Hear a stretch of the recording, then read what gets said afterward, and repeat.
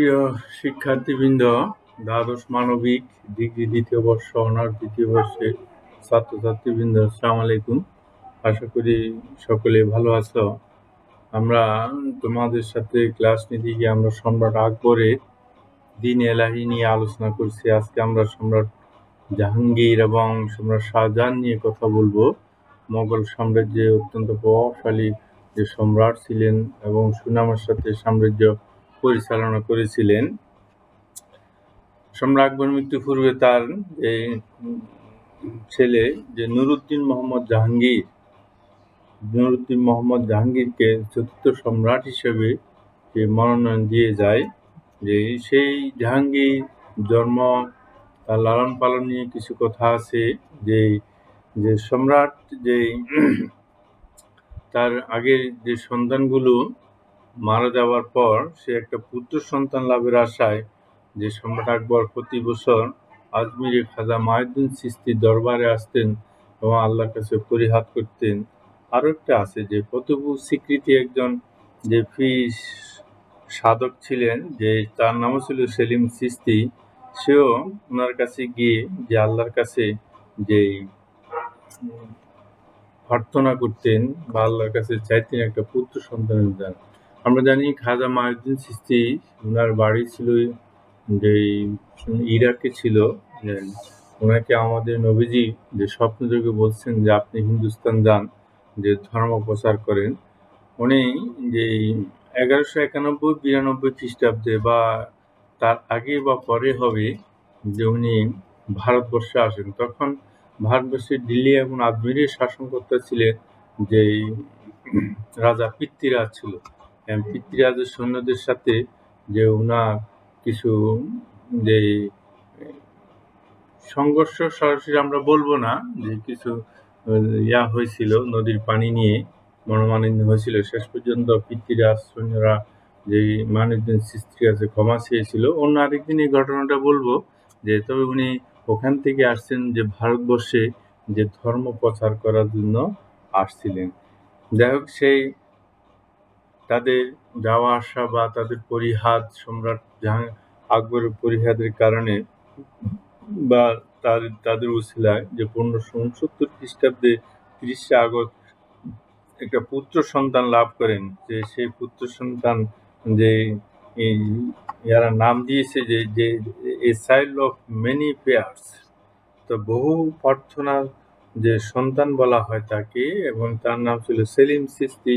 নামকরণ করছিলেন সেলিম চিশতি। পরে যে সম্রাট আকবর তাকে শেখু বাবা বলে ডাকতেন।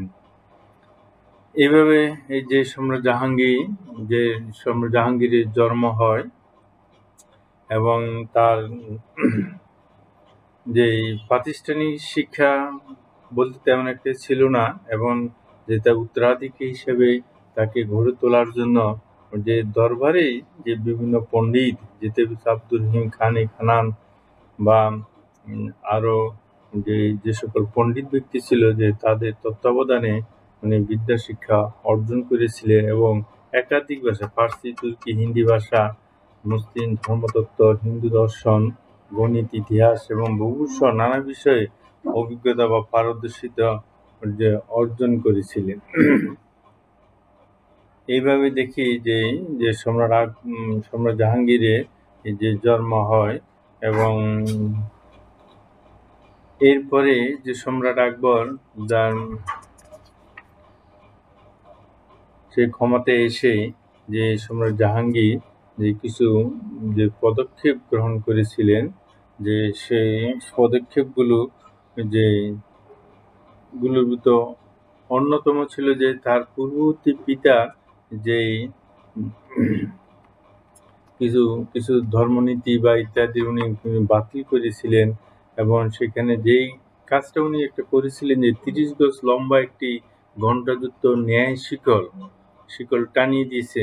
সম্রাটের এই ঘণ্টাকে বেল অফ জাস্টিস এবং শিকলকে চেইন অফ জাস্টিস বলা হতো। কেউ কারো পরিহাত থাকলে এই চেইন বা শিকলকে যে টেনে দিতেন এবং সম্রাট আকবরের দৃষ্টি আকর্ষণ করতেন। সম্রাট জাহাঙ্গীর এসে যে সেটা শুনতেন। তো এইটা তার একটা ভালো উদ্যোগ ছিল, যা ঐতিহাসিকরা বলতেছেন, এবং যেই যে পূর্ববর্তী শাসন ব্যবস্থার কিছু ত্রুটি বিচ্যুতি যাই থাকুক না কেন, যে দস্তরুল আমল নামে 12টি বিধি উনি জারি করেছিলেন। দস্তরুল আমল নামে 12টি বিধি জারি করেছিলেন। এই বিধিগুলো হচ্ছে বিভিন্ন ধরনের অতিরিক্ত এবং অন্যায্য শুল্ক কর রহিতকরণ। এটা জনমঙ্গল লক্ষ্যে উনি কাজ করেছিলেন। রাহাজানি এবং চুরি নিয়ন্ত্রণের কঠোর ব্যবস্থা গ্রহণ, অপরাধের শাস্তি হিসেবে অঙ্গচ্ছেদ বন্ধ এবং বলপূর্বক অন্যের ঘরবাড়ি দখল নিষিদ্ধ করা হয়। তারপর আছে মৃত ব্যক্তির সম্পত্তি উত্তরাধিকার নির্ণয়, বলপূর্বক অন্যের সম্পদ হরণ নিষিদ্ধ করা হয়। মাদক ও অন্যান্য উত্তেজক পানীয় সেবন এবং বিক্রি বন্ধ করা হয়। রবিবারের প্রতি সম্মান প্রদর্শন। তারপরে আছে নির্দিষ্ট দিনে পশু হত্যা নিষিদ্ধকরণ, এগুলো বন্ধ করে দেওয়া হয়, এইগুলা করা হয়। আগে আমরা ছোটকালে শুনতাম যে রোববারে যে গরু জবাই করতো না, হাটে বাজারে দেখতাম, শুনেছি। এটা কতটুকু যে মঙ্গলজনক এটা জানি না। আত্মপীড়িতদের সেবার জন্য হাসপাতাল নির্মাণ এবং চিকিৎসক নিয়োগ, ওয়াকফ জমি নির্দিষ্টকরণ, মঞ্চ এবং জায়গির কথা স্থিতিশীলতা বিধান, এবং 12 নম্বর হচ্ছে বন্ধুদের প্রতি ক্ষমা প্রদর্শন। এইগুলি উনি যে কাজ করেছিলেন, এসব কাজগুলো সংস্কার সাধন করেছিলেন। এবং এই ক্ষেত্রে সেই ক্ষমতা আসার পর যে জিনিসটা ঘটেছিল সেটা হচ্ছে যে তার বড় ছেলে যে যে খসরু, যেটাকে পরবর্তী সম্রাট হয়েছিল, সম্রাট শাহজাহান, যে বিদ্রোহ করেছিল, তার বিরুদ্ধে বিদ্রোহ করেছিল। এখানে রাজপ্রাসাদে ক্ষমতার দ্বন্দ্ব ছিল। তোমরা পলিটিক্যাল সায়েন্সে পড়েছো যে গণতন্ত্রে কেন বিপ্লব হয়, রাজতন্ত্রে কেন বিপ্লব হয়, সমাজতন্ত্রে কেন বিপ্লব হয়, বিপ্লবের কারণগুলো বা রিভোল্ট কেন হয়ে থাকে। এখানে রিভোল্ট হয়েছিল যে সম্রাট তার দ্বিতীয় স্ত্রী বা নূরজাহানে, এটা সম্পর্কে আমরা পরে বলবো, যে একটা প্রথম অরুজাত তার একটা সন্তান ছিল, যে তার নাম ছিল যে শাহরিয়ার। যে শাহরিয়াকে যে ক্ষমতা বসানোর জন্য নূরজাহান চেষ্টা করেছিল, কিন্তু এই ক্ষেত্রে এই জন্য খসরু যে বিদ্রোহ করছিল। আর খসরু ছিল যে নূরজাহানের যে ভাইয়ের মেয়ে অর্থাৎ আসিফ খানের কন্যাকে বিবাহ করেছিল, এবং আত্মীয়তার দিক থেকে সে ফুফু হয়, ওখান থেকেও তার জামাতা হয়। যে এই দুই দিকেই তার আত্মীয়তার বন্ধন ছিল, কিন্তু নূরজাহান যে শাহরিয়ারকে যে তার জরুরজাত যে কন্যা সন্তান লাডলি বেগম, তার স্বামী শাহরিয়ারকে যে সাপোর্ট করে গেছে। সম্রাট জাহাঙ্গীরের যে যে যে 4টি সন্তান ছিল, প্রথম 2 সন্তান মারা যায়, আর বেঁচে থাকে যে শাহজাহান এবং যে শাহরিয়ার। এর ভিতর যে সম্রাট যে শাহজাহান বা খসরু ছিল সবচাইতে যে বিদ্যা শিক্ষা ইত্যাদি দিক থেকে সবচাইতে যে তা আমরা দেখি যে যে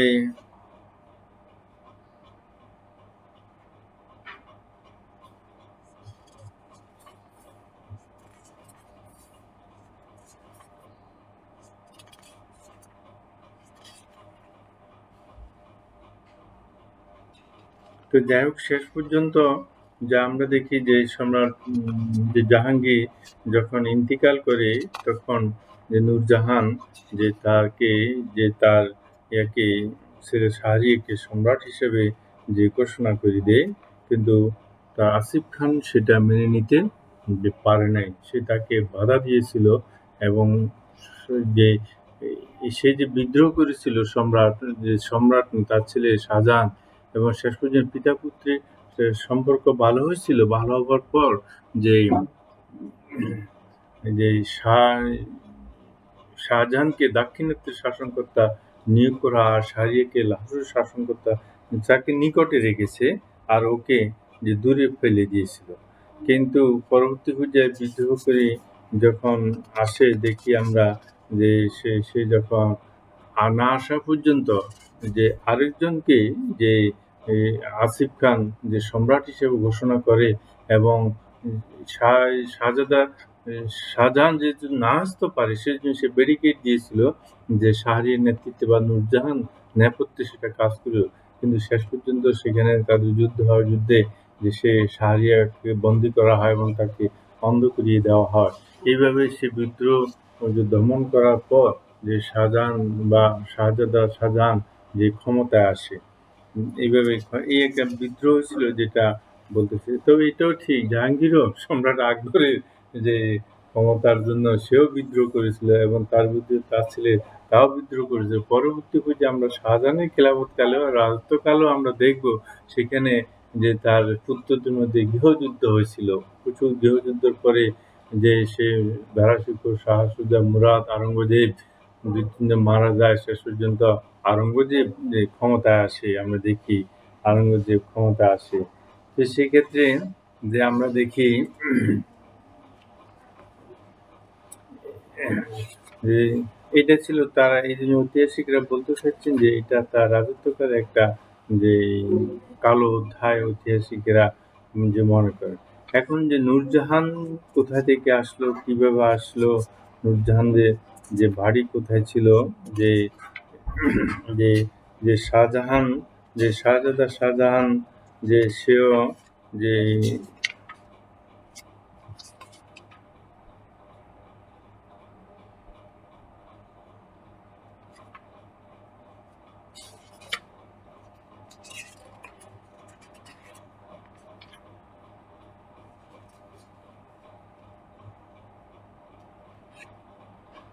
যাই হোক যে নূরজাহানের সাথে তার বিবাহ এবং পরিণতি যে পরিণয় বা পরিচয় কিভাবে হয়েছিল। নূরজাহানের আসল বাড়ি ছিল যে পারস্যে। যে ঐতিহাসিকরা বলতেছে যে সম্রাট জাহাঙ্গীরের নামের সাথে সম্রাট নূরজাহানের নাম অবিচ্ছেদ্যভাবে যুক্ত আছে এবং রাজকীয় সিলমোহর দুইজনের নামাঙ্কিত সিলমোহর পাশাপাশি যে সরকারি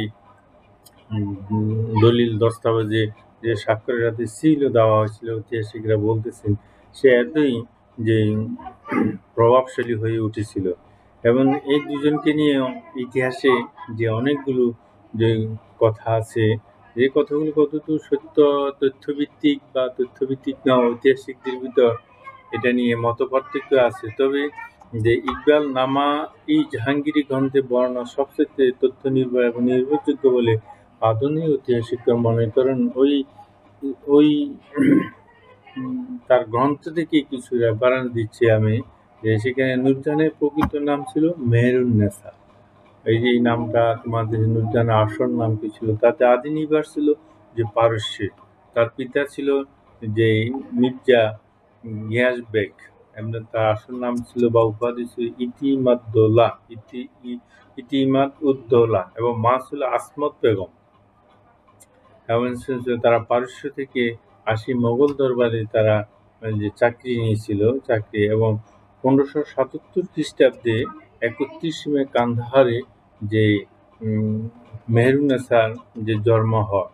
তো সে অত্যন্ত যে সুন্দরী, রূপবতী এবং সৌন্দর্য অধিকারী ছিলেন। মেহেরুন্নেছার প্রথম বিবাহ ছিল ইরানি সমন্বিত এবং বর্তমানের মোগল জাগিরদার আলী কুলি বেগ ইস্তাজুলের সাথে। আলী কুলি বেগ আমরা সম্ভবত আলী কুলি জানি, যে আলী কুলি বেগই জানি, ইস্তাজুল জানি না।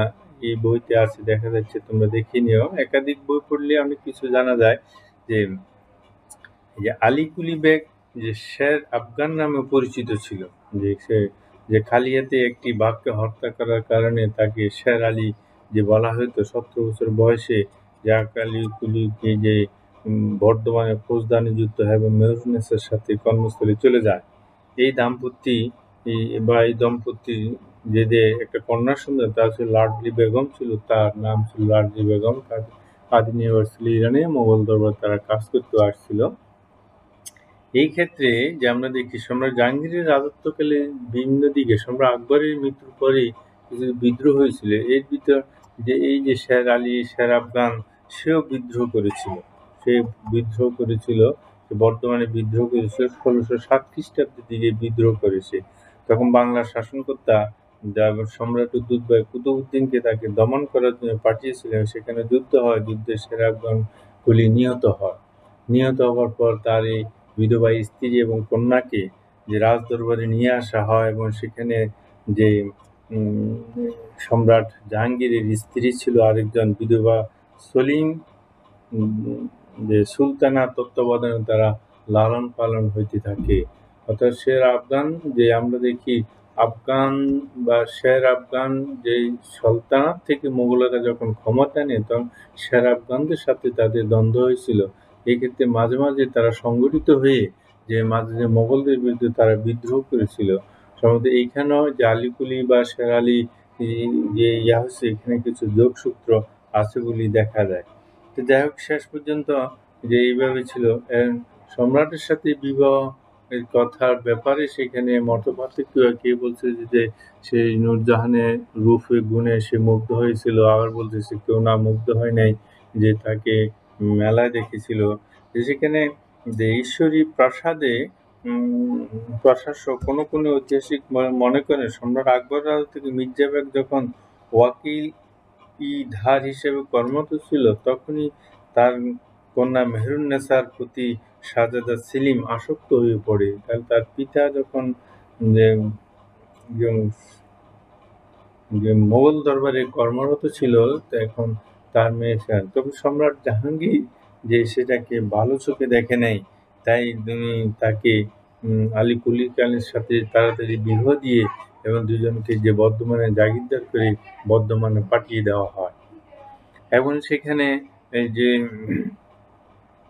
যে ঐতিহাসিকরা বলতেছেন মেহেরুন্নেসার যে রূপে মুগ্ধ সম্রাট জাহাঙ্গীর তাকে ভুলতে পারে নাই বলতেছে, তাই সিংহাসন আরোহণের পর সম্রাট জাহাঙ্গীর পথের কাঁটা অপসারণের উদ্দেশ্যে আলী কুলি খানকে হত্যা করে মেহেরুন্নেসাকে বিবাহ করেন। এটা বলতেছে যে ওলন্দাজ পর্যটকের ডিলেট তার বর্ণনায় এসেছে। ওলন্দাজ পর্যটক ডিলেটের বর্ণনায় এটা আসতেছে যে বা উনি বলেছেন যে মেহেরুন্নেসার প্রতি জাহাঙ্গীরের বিবাহ আসক্তের কথা জানা যায়। ডক্টর বেনি প্রাসাদ বা অন্যরা বলতেছে যে এটা রোমান্টিক কাহিনী, যে এটা পুরোপুরি সত্য না, ভিত্তিহীন বলতেছে।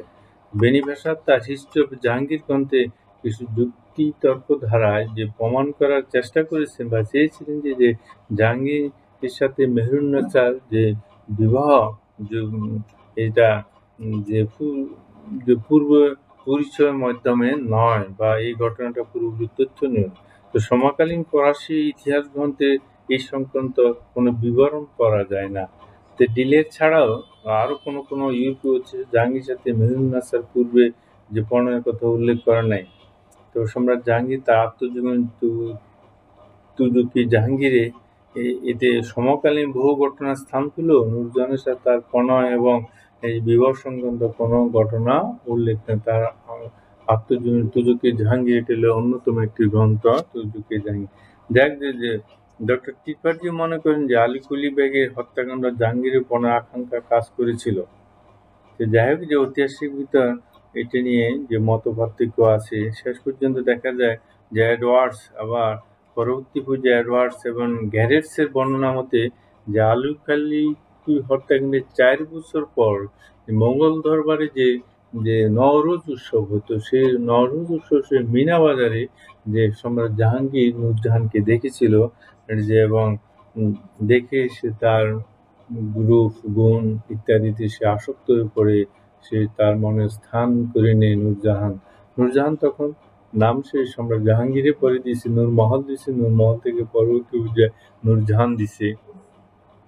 প্রথমে মহলের ভিতর আলোকিত বলছিল, পরে যে আরো আসক্ত হয়ে সে বলছে না সে শুধু মহলে থাকবে কেন, মহল থেকে বাইরে তখন নূরজাহান জগতের আলো, light of the world, light of দি যে লাইট অফ দি প্লেস বা লাইট অফ দি ওয়ার্ল্ড পরে নামকরণ করা হয়ে থাকে। তো পরে যে সেখানে মধ্যস্থতা করেছিল তার স্ত্রী যে সলিমা বেগম, সেটা যার তত্ত্বাবধানে সে লালিত পালিত হয়ে, লালন পালন বলবো না, তার ছেলে মেয়ে লালন পালন এবং সেই তত্ত্বাবধানে ছিল সে সলিমা বেগম। তার সাথেই যে সলিম বেগম যে তার মধ্যস্থতায় এক দেয়া হয়েছিল। তো পরবর্তী পর্যায়ে যে এখানে ঐতিহাসিকরা বলতেছেন তার সৌন্দর্য সমস্ত সজ্জীভূত কমিউনিটির সাথে ছিলেন। গ্রিক মহাকাব্যের এবং রামায়ণে, মহাভারতে, গীতা, দ্রৌপদীর মতো তিনিও ছিলেন অপরূপ সৌন্দর্যের প্রতীক। ঐতিহাসিকরা বলতেছেন যে সম্রাট জাহাঙ্গীর সুন্দরী মেহেরুন্নেসাকে প্রথম উপাধি যে নূর মহল, তাকে লাইট অফ দি ফেস, মানে পরবর্তী পর্যায়ে বলতেছে যে যে এই পারস্য সুন্দর শুধু মহল আলোকিত করার মতো না, তার তাকে ওকে উপাধি যে Nurjahan, light of the world. আর এই শেষোক্ত নূরজাহান নামে ইতিহাসে উনি বেশি প্রসিদ্ধ লাভ করেছে মেহেরুন্নেসা থেকে, যে নূরজাহান। কিন্তু এই নূরজাহান ক্ষমতা আসা বা জাহাঙ্গীরের সাথে বিবাহ হওয়ার পর যে সে অসম্ভব ক্ষমতাধর নারী হিসেবে, সম্রাজ্ঞী হিসেবে এই আত্মপ্রকাশ করে, ইতিহাসে এটাই হয়েছিল, এবং সম্রাট জাহাঙ্গীরের উপরে যে খুব প্রভাব বিস্তার করেছিল। এবং জাহাঙ্গীরও যে এই যে তাকে বলা হচ্ছে যে পাওয়ার বিহীন অব দি থ্রোন, অর্থাৎ যে নূরজাহানকে সিংহাসনের পশ্চাৎ শক্তি হিসেবে ঐতিহাসিকরা যে আখ্যায়িত করেছিলেন। এইভাবে আমরা দেখি যে নূরজাহানের সেই অসহায়ত্ব থেকে শুরু করে নূরজাহান শেষ পর্যন্ত যে রাজমহল এবং সাম্রাজ্যের অধিপতি হয়ে, সম্রাজ্ঞী হয়ে, যে যেটা আমরা আগে বলেছি যে যে শেষ পর্যন্ত যে সম্রাট যে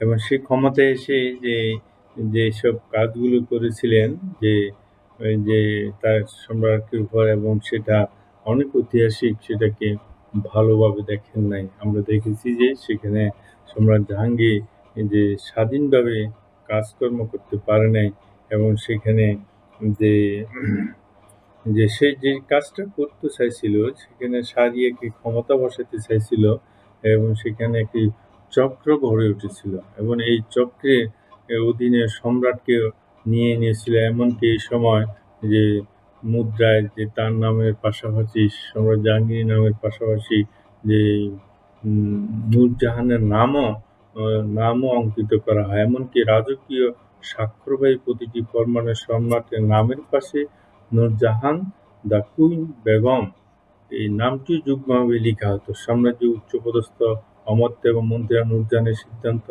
মানতে বাধ্য ছিলেন। ঐতিহাসিক মুতামিদ খানের মতে অবশ্যই নূরজাহান ক্ষমতা এইরূপ পর্যায়ে উপনীত হয়েছিল যে যে জাহাঙ্গীর শুধু নামমাত্র সম্রাট থাকতেন। সম্রাজ্ঞী নূরজাহান জাহাঙ্গীরকে খুবই ভালোবাসতেন। নূরজাহানের অপরিণীয় ভালোবাসার দ্বারা সম্রাট এতটাই বিভোর হয়েছিলেন যে যে সেখানে তার উপরে তাকে যে পশ্চাৎ সিংহাসনে, বা যেটা আমি বলেছি যে সিংহাসনের পশ্চাৎ শক্তি হিসেবে ঐতিহাসিকরা আখ্যায়িত করেছিলেন। যার কারণে যে মুঘল সিংহাসনে যে সম্রাট জাহাঙ্গীর যে সময়, এই নূরজাহানের কারণে সেই শাহজাহান বা খুররম যে বিদ্রোহ করতে বাধ্য হয়েছিল। এই বিদ্রোহ থেকেই বলা যায় সে শাহজাহান ক্ষমতায় এসে সে আবার তার পুত্রদের মধ্যে দ্বন্দ্ব, সেই দ্বন্দ্ব থেকে বলা হয় মোগল যে পতনের যুগ সূচনা হয়। সম্রাট আওরঙ্গজেব এসেও সেই পতনকে কিন্তু রোধ করতে যে পারে নাই। যে সম্রাট জাহাঙ্গীরের রাজত্বকালে যে এই জিনিসটাই সবচাইতে বেশি, যে ইত্যাদি বা ডিগ্রি সেকেন্ড ইয়ার বা অনার্স সেকেন্ড ইয়ার তাদের প্রশ্ন আসে বা সম্রাট জাহাঙ্গীরের উপর নূরজাহানের প্রভাব বর্ণনা করা, বা সম্রাট জাহাঙ্গীরের সাথে নূরজাহানের এই কেন বিবাহ সম্পর্কে যে আলোচনা করা, অথবা যে শাহজাদা খুররম বা শাহজাহান কেন পিতার বিরুদ্ধে বিদ্রোহ করেছিল। আরেকটা বলতেছে যে নূরজাহানের পিতার নাম কি ছিল, এবং তার প্রথম স্বামীর কি নাম ছিল, তার যে প্রথম অরুজাত সন্তান যে ছিল তার নাম কি ছিল।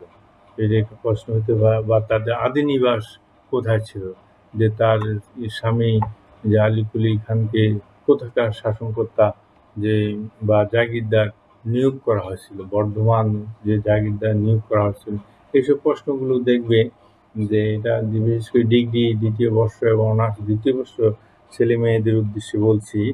এরপর কিছু কিছু রাজ্য বিজয় করেছিল, সেখানে একজন শিখকে যে মৃত্যুদণ্ড দিয়েছিল, সেই যে রাজকীয় ফরমান যে মানে নেয়, সেই জন্য তাকে যে মৃত্যু ছিল তার নাম ছিল যে অর্জুন সিং।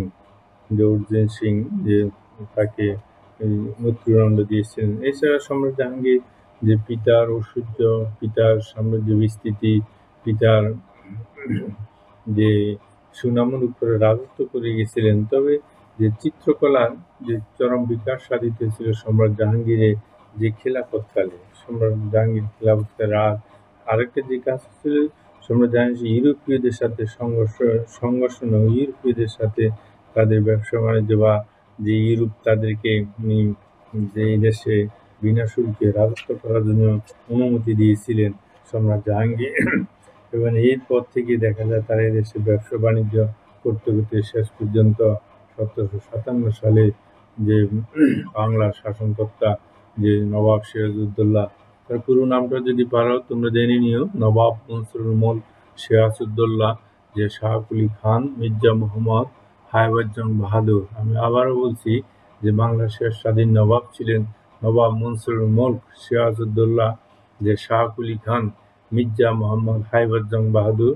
তোমরা পারলে তার পুরো নামটা দেখে নিয়ে, বা পাক ভারত উপমহাদেশের ইতিহাস কে আলীর লেখা একটা বই আছে, ওই বইয়ের ভিতরে ওই নামটা পাবে যে নবাব মনসুরুল মুলক সিরাজউদ্দৌলা যে শাহ কুলি খান মির্জা মোহাম্মদ হায়বার জং বাহাদুর। এখানে তার পিতৃকুল মাতৃকুল সবার কথাই উল্লেখ আছে। যে অল্প বয়সে নবাব, সে প্রাসাদ ষড়যন্ত্রের কারণে শেষ পর্যন্ত পরাজিত হয়ে বাংলার শাসনকর্তা বা ভারত মহাদেশ শাসন ইংরেজদের হাতে চলে যায়। আর ইংরেজদেরকে দেশে যে ব্যবসা করার জন্য যে সম্রাট জাহাঙ্গীরই যে অনুমতি দিয়েছিল যে, এবং সেই যে স্থাপত্য শিল্প বা চিত্রকলা তার সময় শুধু বিকাশ সাধিত হয়েছিল, এবং সাথে সাথে স্থাপত্য শিল্পেরও বিকাশ সাধিত হয়েছিল। এবং সে খুব বিলাসিত জীবনযাপন করতেন এবং খুব রুচিশীল মার্জিত যে সম্রাট ছিলেন এবং পিতা যে পিতার ন্যায় সে যে বা পিতার নামের উপরে সে রাজত্ব করে যে শেষ পর্যন্ত আমরা দেখি যে তার মৃত্যুর পর বা মৃত্যুর পূর্বে সে তার ছেলে যে শিহাবুদ্দিন মোহাম্মদ শাহজাহান, যেটাকে আমরা খুররম বলছি, যে শিহাবুদ্দিন মোহাম্মদ শাহজাহানকে যে পঞ্চম সম্রাট হিসেবে যে সেই মনন দিয়ে, যেমন তার ইন্তিকালের পর যে সেই ক্ষমতা আসে। ঐতিহাসিকরা অনেক মনে করেন শাহজাহানের রাজত্বকাল ছিল যে যে মোগল সাম্রাজ্যের বা মোগল ইতিহাসের সমৃদ্ধি এবং অবক্ষয়ের সন্ধিক্ষণ দুটো দিকই আছে। মোগল সাম্রাজ্যের সমৃদ্ধি এবং যে অবক্ষয়ের সন্ধিক্ষণ, এই দুটি শব্দ বিশ্লেষণ করলেও যে অনেক কথা এসে যায়। সমৃদ্ধি হয়েছে অর্থাৎ যে মমতাজ মহলের মৃত্যুর পর সে যে বিরাট ঐতিহাসিক যে তাজমহল নির্মাণ করেছিলেন, সেটার নিয়ে বলতে সমৃদ্ধি। এবং ভারতের যে কুতুবুল ইসলাম মসজিদ পাশে কুতুব মিনার যে নির্মাণ করা হয়েছিল, যে কুতুবউদ্দিন আইবেকে রাজত্বকালে সালতানাত যুগে সেই যে স্থাপত্য শিল্পের ইতিহাস শুরু হয় এবং সেটা সর্বোচ্চ চরম বিকাশ বা উন্নতির চরম শিখরে উপনীত হয়েছিল তৎকালীন মধ্যযুগে, সেটা তাজমহলের মাধ্যমে যে পরিসমাপ্তি হয়। তোমরা জানো, পত্র-পত্রিকায় তোমরা দেখিও, সেখানে এই তাজমহল দেখার জন্য বিশ্বে হাজার হাজার মানুষ আসে তাজমহল দেখার জন্য। যে 1000 বর্গ ফিট জায়গার উপরে 3 ভাগ করে, এক ভাগে ফোয়ারা, এক ভাগে বাগান, আর এক ভাগে মূল সমাধিসৌধ বা বেদি নির্মাণ করে দ্বিতল আকৃতির যে 4টি মিনার সম্বলিত যে মিনার, সেটা মধ্যযুগে যে সপ্তম আসে যে একটা। এই জন্য ঐতিহাসিক বলতেছেন যে তার রাজত্বকালটা একটা সমৃদ্ধির যুগ ছিল, এবং সাথে সাথে তার পুত্রদের মধ্যে যে গৃহযুদ্ধ হয়েছিল, সেই গৃহযুদ্ধ রেশ ধরে মোগলদের অবক্ষয়ের যুগ বা ভারতের মুসলিম শাসনের অবক্ষয়ের যুগও শুরু হয়েছিল। তো সেক্ষেত্রে যদি সম্রাট শাহজাহান, সম্রাট আওরঙ্গজেবের পরে যদি তাদের মতো যে চারিত্রিক গুণাবলী সম্পন্ন দক্ষ বিচক্ষণ ব্যক্তিরা যদি ক্ষমতা আসতেন, যে সেই ক্ষেত্রে যে হয়তোবা ভারতে মোগল শাসনের অবসান ঘটতো বা মুসলিম শাসনও বা এখনো দ্বিখণ্ডিত হইতো না। যে কিন্তু দুর্ভাগ্য, এরপর শক্তিশালী দক্ষ বিচক্ষণ শাসক ক্ষমতা আসে নাই। এজন্য আমি মাঝে, মাঝে বলে থাকি ইতিহাসের ছাত্র হিসেবে আমি দেখি যে সম্রাট যে বা নবাব সিরাজউদ্দৌলা একটা জিনিসই যে ভুল করেছিলেন সে তার সেনাপতি মীর জাফরকে যদি ক্ষমতা থেকে হটিয়ে দিতেন বা মীর শওকত জং, বশির বেগম তাদেরকে ইনএক্টিভ করে বন্দী করে আগ্রার দুর্গে যেভাবে শাহজাহানকে বন্দী করা হয়েছিল সেভাবে বন্দী করে যদি রেখে দেওয়া হতো এই দুজন বা সেনাপতি মীর জাফরকে ক্ষমতাচ্যুত করে নতুন সেনাপতি নিয়োগ করত তাহলে হয়তোবা এই দুর্ভাগ্যজনক ঘটনাটা ঘটতো না। কিন্তু এখনকার সেই আমরা দেখি যে উমাইয়া বা আব্বাসীয় খেলাফতকালে আমরা দেখি যে সেই যেই উম যার অক্লান্ত পরিশ্রম, যার দক্ষতার সাথে আব্বাসী আন্দোলন সুসংগঠিত হয়ে যে আব্বাসীদেরকে ক্ষমতায় এনে দিয়েছিলেন, যে আবু মুসলিম খোরাসানি, সে খোরাসানের অধিবাসী শেষ পর্যন্ত দ্বিতীয় মনসুর তাকে সুপরিকল্পিতভাবে যে পৃথিবী থেকে বিদায় করে দিয়েছিলেন। সেই বিদায়ে যে সেই এইরকমভাবে যদি তাকে যে যে ক্ষমতাচ্যুত করে দেওয়া হতো মীর জাফরকে, তাহলে হয়তোবা সিরাজউদ্দৌলা তার দূরদর্শিতা প্রকাশ পাইত। উনি ভাবে যে বিশ্বাস করেছিল কিন্তু এই বিশ্বাসঘাতকতাকে এই বিশ্বাসকে তারা দুর্বলতা মনে করে ইংরেজদের সাথে আঁতাত করে বাংলার মসনদ তারা দখল করেছিল। কিন্তু পরবর্তী পর্যায়ে আমরা দেখি তার জামাতা মীর কাসেম যে ঈশ্বরকে যে ক্ষমতার পুনরুদ্ধার করতে পারে নাই এবং বক্সারের যুদ্ধে সে পরাজয়ের পর ইংরেজরা সরাসরি এদেশের ক্ষমতা দেওয়ানি লাভ করে তার ক্ষমতা যায় যে 1765 খ্রিস্টাব্দের দিকে যে আমরা দেখি। তো এই জন্য আমি বলতেছি যে নবাব সিরাজ এই আওরঙ্গজেবের মতো যদি দূরদর্শী সম্পন্ন শাসক সম্রাট ভারতের যে প্রভাবশালী যে মোগলদের 5 জনে যে মোহাম্মদ বাবর, সম্রাট হুমায়ুন, তারপর আছে সম্রাট আকবর, মোহাম্মদ জাহাঙ্গীর, তারপর শিয়াউদ্দিন মোহাম্মদ, শাহজাহান, তারপর আওরঙ্গজেব। এরাই যে প্রভাবশালী যে আমাদের সেমিনারে এদের ছবিগুলো আছে এবং এই 5 জন 5 জন বা 6 জন যে সম্রাটের ছবি এবং 2 জন রাজ সম্রাজ্ঞীর ছবি যে আমাদের সেমিনারে আছে তোমরা দেখে নিও বা সেমিনার আছে তারাই মোগল সাম্রাজ্যকে যে পরিচালনা করেছিল। তারপরে এই ছিল যে সম্রাট জাহাঙ্গীরের রাজত্বকাল বা যে প্রশ্নগুলোর সম্ভাবনা আছে সেগুলো আমি আলোচনা করেছি বা সে ক্ষমতা আছে যেগুলো সংস্কার করেছিলেন সেগুলো আলোচনা করেছি। এরপর যে শিহাবুদ্দিন মোহাম্মদ শাহজাহান যে তাকে নিয়ে আমরা আলোচনা করব। সে যখন যে ক্ষমতায় বসে তখন তার নাম ছিল আবু মুজাফফর শিহাবুদ্দিন মোহাম্মদ সাহিবি কিরান সানি শাহজাহান বাদশাহ গাজী এই উপাধি নিয়ে সে সিংহাসনে বসছিল। তোমরা সবগুলো সম্রাটদের নাম যে পুরো নামটাই তোমরা শিখে রাখবে। যে এটা কোনো সময় প্রশ্ন করা হয় যে সম্রাট বাবরের নাম কি ছিল, সম্রাট জাহাঙ্গীরের নাম কি ছিল, পুরো নামটা তোমরা জেনে নেবে। ঠিক আছে, আজকে এই পর্যন্ত। আমরা আগামী ক্লাসে যে সম্রাট যে শাহজাহানের রাজত্বকাল নিয়ে আমরা আলোচনা করব যে 1627 থেকে 1658 সাল পর্যন্ত উনি রাজত্ব করেছিলেন।